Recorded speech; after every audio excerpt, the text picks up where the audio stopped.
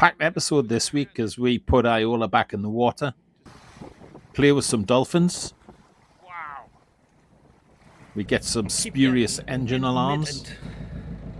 And we have a dance at the Campbelltown Ceilidh. It's the Clyde Marina boys back at it. Just preparing to put Iola back in the water.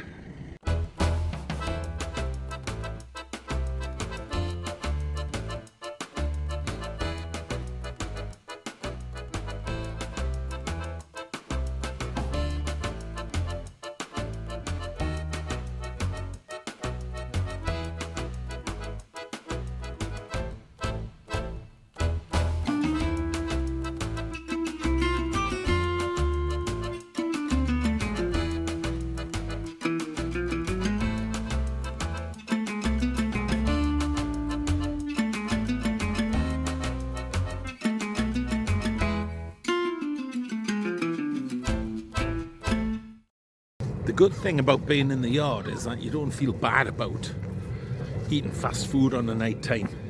Can't really cook too much on the vessel because can't really do much washing up. So I don't mind getting a pizza and chips, stuff like that. And also, I've just started watching Yellowstone, which I know is years old, but I'm getting bloody addicted to it. It's absolutely fantastic.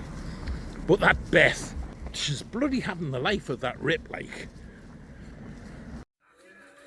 Series 2. One of the downsides about being in the yard was the fact that the birds who were knocking around, in particular the starlings, who seem to be roosting there, decided to leave a little welcome package all over the boat. So the first task was to get the hose pipe out with a bucket and a brush and give her a good scrub down. I managed to get most of it off, and she was looking pretty good by the end of it. Fueling up, ready for the next phase of the trip. Just going to stick 40 litres of diesel in. Should keep us going for the next few weeks.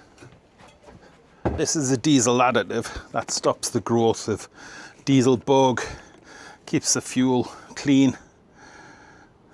I've also put some other stuff in called, I think it was called M60, which is used by the Arran ally.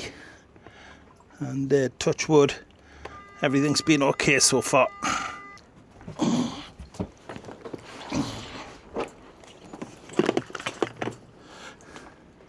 Always a good tip to keep the jerry can on its side when you're filling.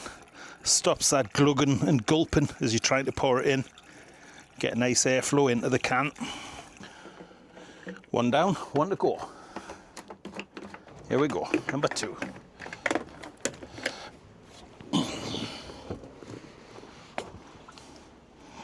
Okay, that's Iola almost topped up right to the brim. And it's a good idea to keep your fuel tanks as full as you possibly can. It reduces the volume of air where condensation can occur, which will lead to water in your fuel, which promotes the growth of diesel bug. So it's always a good idea to try and keep your tanks topped up. Time for a big shop now, off to Asda, which is just a short walk away from the marina. Like to try and keep about a week's fresh rations on board. I've got enough tins to see us through a bloody nuclear apocalypse, I think. But yeah, good to have some fresh, so go and get some of that. First, a cup of tea in the local cafe. I'm gasping. 120 quid's worth.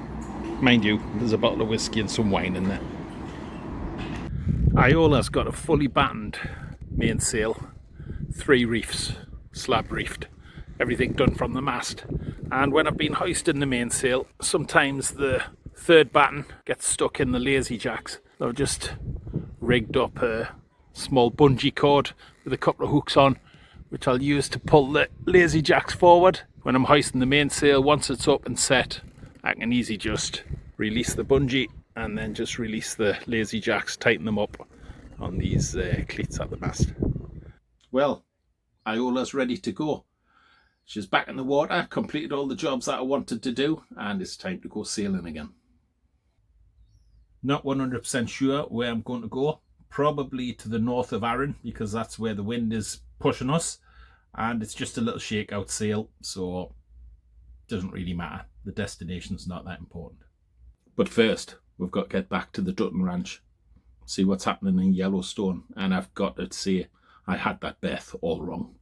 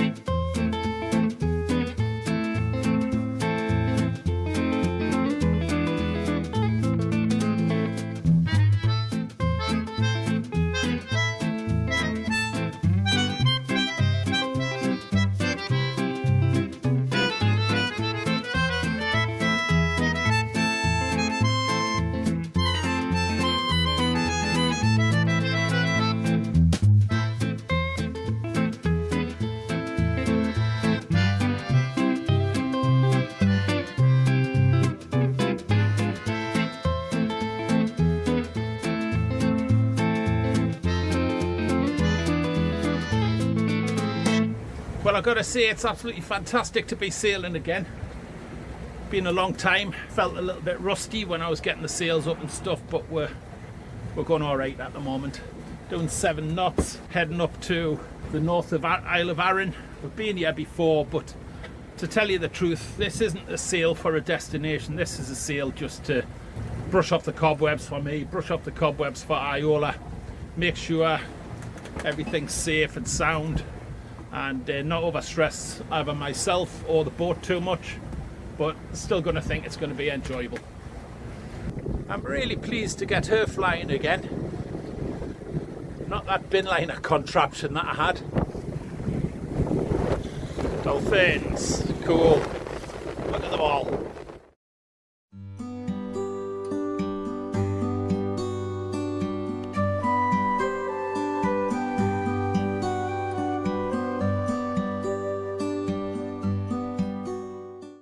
This was really the first time that I'd seen so many dolphins in the vicinity of Iola.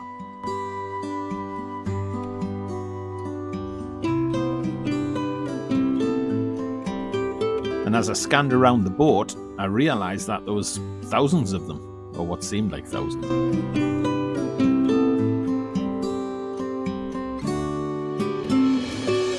And I really felt as if it was some kind of good omen, especially as it was Iola's first time back in the water for a little while.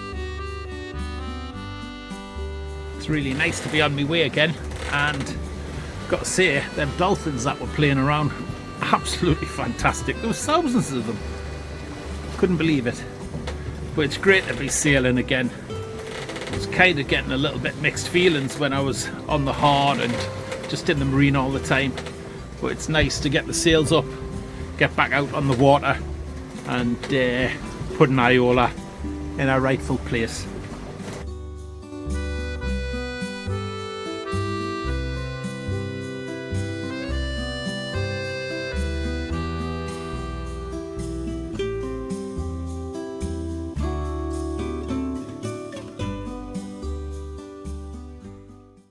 As I was navigating around the rear end of this cargo ship, this Royal Naval frigate just came blasting by at about 25 knots, put the fear of God into us.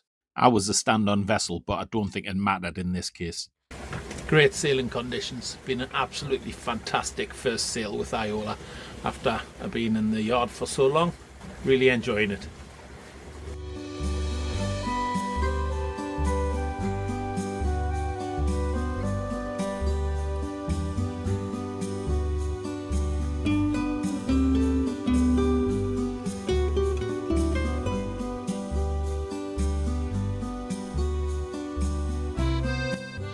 Soon the rain came, the wind died down, and it was time for a spot of lunch. A very moody looking Isle of Arran. Although I've got to be said, every time I come here it looks moody. I'm just going to try and get around that headland and head into Loranza. The only reason I'm going to Loranza is because that's which way the wind was blowing, and this is really just a shakeout sail. I'm not really worried about the destination. and I know what to expect when I get a Loranza, so that's always a bonus as well. Just approaching Loranza again, so single-handed, pick up a mooring buoy, so I'll just try the old tried and tested lasso from the cockpit, and then pick her up with the boat hook later on.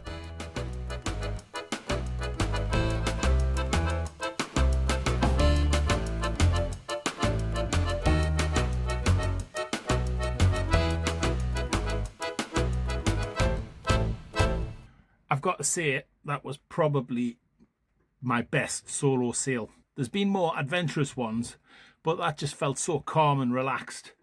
And just coming in here for the mooring buoy, all done very smoothly. So really pleased with that. I won't say that I've got my confidence back. I never really lost it, but it was great to blow off the cobwebs and get sailing again. So really, really pleased with that.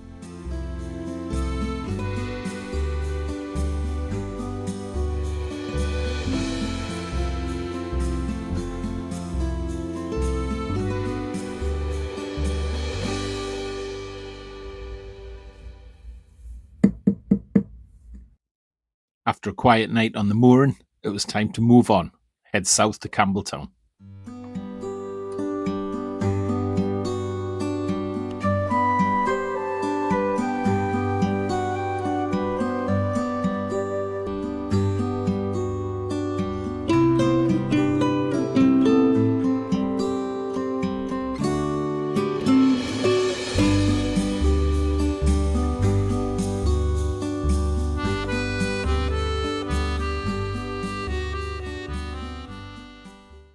Keep getting an intermittent alarm. All of the temperatures and pressures look okay. There's no red lights coming on.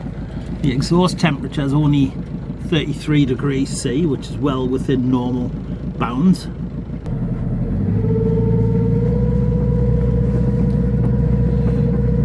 There's definitely water coming out of the exhaust, which indicates that the impeller's okay.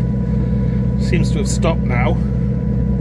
Just going to run her like this. If it happens again, I'll stop, maybe get the head sail out, just drift along, just go down and do a check under the bonnet. Maybe not very clear on here because the LCD display is a little bit broken, but you can see just here like a little peak. This is a graph of like the engine temperature. You can just see a little peak just here. That's about when the alarm went off. So I'm wondering if it just peaked, maybe a blockage on the engine intake or something, engine cooling water intake. But anyway, touch wood, it's gone now. Maybe it was just something that temporarily interrupted the flow of the water, caused the alarm to go off. Keeping an eye on things.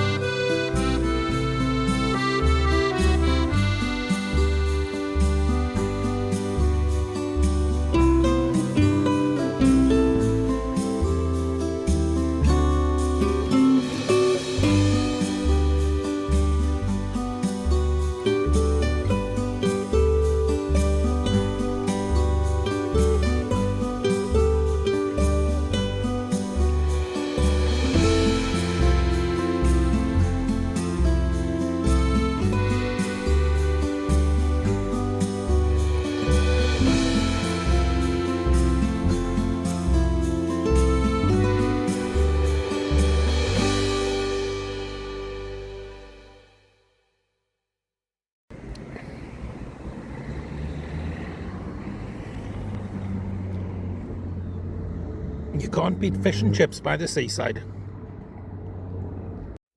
Later that evening, I went to the ceilidh that had been organised as part of the Campbelltown Music Festival being held over the weekend. There was a number of artists come from far and wide, including this fantastic pipe and drums band from the local school.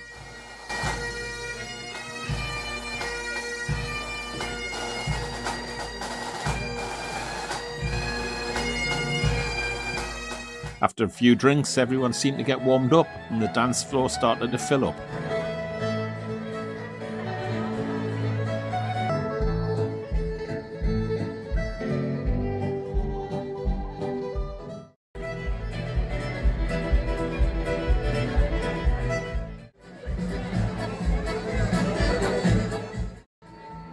And I think most people were poured out of the hall by the time it came to closing time. I had a little look at the video footage that I took of the alarm sensor, and I realised that the actual temperature when I was filming it was up at 38 degrees centigrade. The green light on it shows that the sensor's working perfectly, so it must have been reading the right temperature. But when I looked on the top right hand side of the display, I noticed that the maximum temperature ever experienced was 62 degrees. So at some point in its life, it's been up that high. And as you can see there, the alarm is set at 60 degrees. This was the actual state of the display when I looked at it yesterday. So tomorrow, I'll take apart the raw water strainer and check that, and also recheck the impeller. Campbelltown Bay on a beautiful, calm Sunday morning. Just going to go and do my laundry.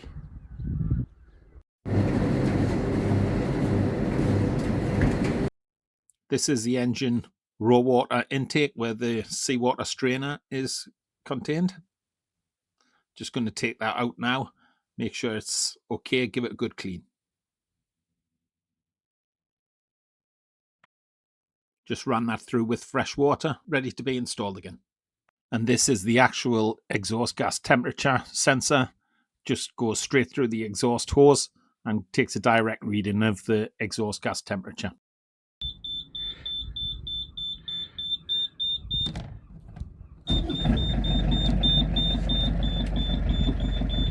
That's just the oil pressure building up. Actually, that's the bottom one's the voltage. So yeah, everything running fine. Temperature's just slowly increasing to 24. It was at 20 when I started it. Plenty of water coming out the back. See the ripples. Impeller, strainer, everything's fine. Appears to be working well. Having a bit of a planning afternoon today, Sunday, and just working out where I'm going to be going next. I'll definitely be going around the Mull of Kintyre tomorrow. Just really haven't decided where the destination will be. Possibly Port Ellen on the Iola, or maybe back to Gear. But we'll have a look at that, and that'll be in the next episode. Okay, hope you've enjoyed this one. Alright, bye-bye.